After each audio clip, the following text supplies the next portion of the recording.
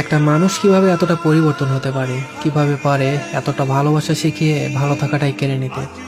আজকের গল্পটা সালেহ আহমেদ ভাইয়ের। গল্পটা শুনলে বুঝতে পারবেন মানুষ নতুনকে পেয়ে কিভাবে পুরাতনকে ভুলে যায়। ভাইয়াটা আমারে বলে যে ওর সাথে আমার পরিচয় হয় আমাদের নানুর বাড়িতে গিয়ে। প্রথম দেখাতেই ভালো লেগে যায়। ও আমার ছোট বোনের ক্লাসমেট ছিল। আমার ছোট বোন আমার ফোন থেকে ওর সাথে কথা বলতো, বিভিন্ন নোটস ছবি পাঠাইতো ওকে। তো তার মাধ্যমে আমাদের কথা হয়। এভাবে আমাদের প্রায় 6 মাস কথা হয়। এই 6 মাসে ওর প্রতি আমার একটা আলাদা টান তৈরি হয়। আমি বুঝতে পারছিলাম ওইও আমার একটু একটু পছন্দ করে। কিন্তু ওর আগের একটা বয়ফ্রেন্ড ছিল, সেটা আমি জানতাম।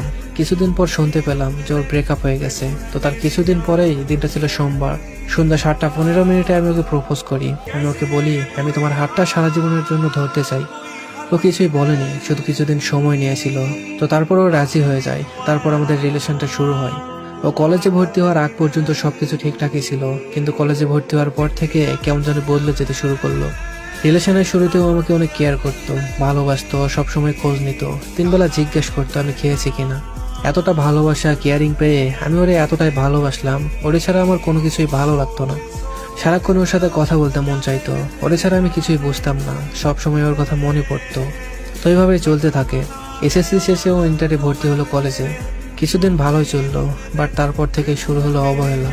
ওই যে মানুষ বলে না, কিছু মানুষ নতুন পেলে পুরাতনকে ছুঁড়ে ফেলে দেয়, ঠিক তেমনটাই করেছে ও আমার সাথে। ও আমার ইগনোর করতো, আমার ভেতরটা ফেটে যেত। রাত 12টা পর্যন্ত ও আমার সাথে কথা বলতো, কিন্তু অনলাইনে থাকতো রাত 2টা থেকে 3টা পর্যন্ত। জিজ্ঞাসা করলে বলে সে ভিডিও দেখে।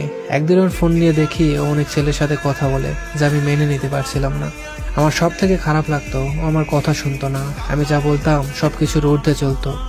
ওর অনেক ছেলে ফ্রেন্ড ছিল, ও ওদের সাথে ঘুরতে যেত। আমি নিষেধ করলেও শুনতো না, নিজেকে খুব অসহায় মনে হতো তখন। ও টিকটকে ভিডিও করতো, ফেসবুকে ছবি দিত, যা আমার মোটেও পছন্দ ছিল না। বেপর্দা হয়ে চলাফেরা করতো। হাজারবার বারণ করেছি, কিন্তু শোনেনি। ও বলে আমি টিকটক করব, ছবি দিব, তোমার পোষাইলে তুমি থাকো। এই কথাটা শোনার পর যে কতটা কষ্ট লেগেছে আমি ভাষায় প্রকাশ করতে পারবো না। নিজের প্রিয় মানুষটার মুখে এমন কথা শুনলে কেমন লাগে আমি খুব ভালোভাবেই বুঝেছি। এভাবেই চলতে চলতে আমাদের একটা সময় বিচ্ছেদ হয়ে যায়। আমাদের বিচ্ছেদের পেছনে আর একটা মানুষের হাত ছিল। তিনি হলেন আমাদের পাশের বাসার খালা। থার্ড পার্সন হয়ে তিনি আমাদের সম্পর্কটা নষ্ট করে দিয়েছেন। ও আফরিনকে বলতো আমি নাকি আফরিনের সাথে টাইম পাস করি, আমি নাকি ওকে বিয়ে করব না। এটা ছাড়া আরো অনেক কিছু বলে আমাদের মাঝে দূরত্বর সৃষ্টি করেছে। আর এই দূরত্ব থেকেই আজ আমাদের বিচ্ছেদ। আমি আফরিনকে অনেক বুঝিয়েছি যে দেখো, আমি যদি বিয়ে করি তাহলে তোমাকেই করব।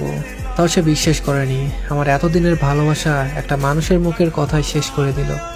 আমি আমার খালাকে কোনোদিন ক্ষমা করব না। তার কারণে আমার জীবনটা আজ নষ্ট হয়ে গেল। কি ভাবছেন আমার ভালোবাসার মানুষটার থেকে আলাদা করে ভালোই আছেন, থাকেন, সমস্যা নেই। রিভেঞ্জ অফ নেচার বলে একটা কথা আছে, জানেন তো?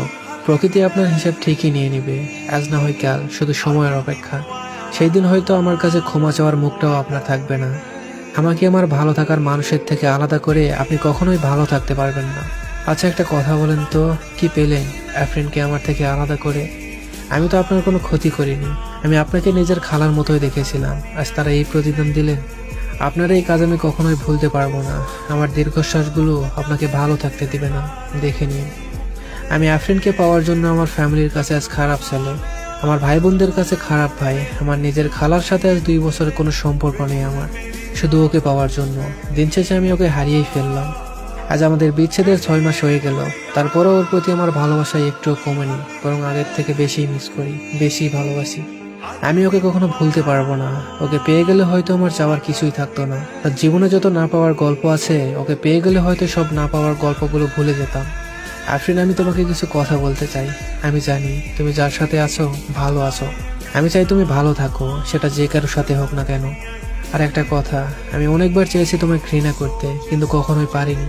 আমি তোমাকে মন থেকে ভালোবেসেছি, হয়তো এই কারণেই ঘৃণা করতে পারিনি। জানো, আমি এখনো প্রতিদিন তোমাকে এফবিতে সার্চ করি, এখনো তোমার পুরনো SMS গুলো দেখি, তোমার ছবিগুলো দেখি আর ভাবি এই কি সেই মানুষ যাকে আমি এতটা ভালোবেসেছি? খুব অচেনা লাগে তোমায় এখন, খুব মিস করি তোমার সেই আগের ভালোবাসাগুলো। তোমার কথা মনে হলেই নিজের অজান্তেই চোখে পানি চলে আসে। কি করব বলো, তোমাকে তো আর পাওয়া হলো না, তাই তোমার স্মৃতিগুলো নিয়েই বেঁচে আছি। আমি একদম ভালো নেই তোমায় ছাড়া। তুমি আমার ভালো থাকার কারণ ছিলা, সেই তুমিই নেই, কিভাবে ভালো থাকি বলো? জানো তো, তোমায় খুব মিস করি। I miss you Afreen, I really miss you. তোমাকে অনেক কথা বলার ছিল, কিন্তু তার হয়তো বা কখনো হবে না। আমি তোমার থেকে অনেক দূরে চলে যাচ্ছি। হয়তো কাছে পেতে ইচ্ছে করলেও আমায় ফিরে পাবে না। আমি চাই তুমি ভালো থাকো, অনেক ভালো থাকো। 5 ওয়াক্ত নামাজ পড়ে মোনাজাতে তোমাকে কত চাইলাম, কিন্তু পেলাম না। অনেকবার সুইসাইড করতে চেয়েছিলাম, কিন্তু যখনই সুইসাইড করতে গিয়েছি আমার মনে পড়েছে আমি তো মুসলিম, সুইসাইড করা ঠিক না। আমি সব সময় চেয়েছি তুমি ভালো থাকো, আজও চাই তুমি ভালো থাকো, অনেক ভালো থাকো। যে মানুষটা আপনাকে এতটা ভালোবাসে তাকে ছেড়ে দিয়ে অনেক বড় ভুল করেছেন। এখন হয়তোবা বুঝতে পারছেন না, একটা সময় ঠিকই বুঝতে পারবেন, কিন্তু তখন হয়তোবা অনেক দেরি হয়ে যাবে। একটাবার ভেবে দেখতেও তো পারতেন যে যে মানুষটা আপনাকে ছাড়া কিছুই বুঝতো না, সেই মানুষটা আপনাকে ছাড়া কিভাবে থাকবে, কিভাবে ভুলে থাকবে আপনাকে। ভালোবাসার মানুষটাকে না পাওয়ার কষ্ট আপনি সেই দিন বুঝতে পারবেন, যেদিন আপনার ভালোবাসার মানুষটা আপনাকেই ছেড়ে দিবে। সেদিন বুঝতে পারবেন কাউকে ছেড়ে গেলে ঠিক কতটা কষ্ট লাগে। হয়তো আপনার নতুন অনেক মানুষ হয়েছে, নতুন ভালোবাসার মানুষ হয়েছে। আজ যে নতুন মানুষটার জন্য পুরনো মানুষটাকে ছেড়ে দিলেন, এই মানুষটাই একটা সময় আপনার হাসির কারণ ছিল, আজ আপনি তার হাসিটাই কেড়ে নিলেন। আপনি কখনো ভালো থাকতে পারবেন না, কখনো না। আর থার্ড পার্সনের কথা শুনে যারা ভালোবাসার মানুষটাকে ছেড়ে দেয়, তারা কখনোই ভালোবাসতে জানে না, তারা কখনোই ভালোবাসার মানুষ হতে পারে না। সম্পর্কে থার্ড পার্সন কখনোই ঢুকতে দেবেন না, তারা সম্পর্কটাকে জোড়া লাগানোর চেয়ে ভেঙে দেয় বেশি। সবশেষে একটা কথাই বলি, মানুষের দীর্ঘশ্বাস খুব ভয়ঙ্কর। কখনো কারো দীর্ঘশ্বাসের কারণ হবেন না, দীর্ঘশ্বাসগুলো আপনাকে ভালো থাকতে দিবে না।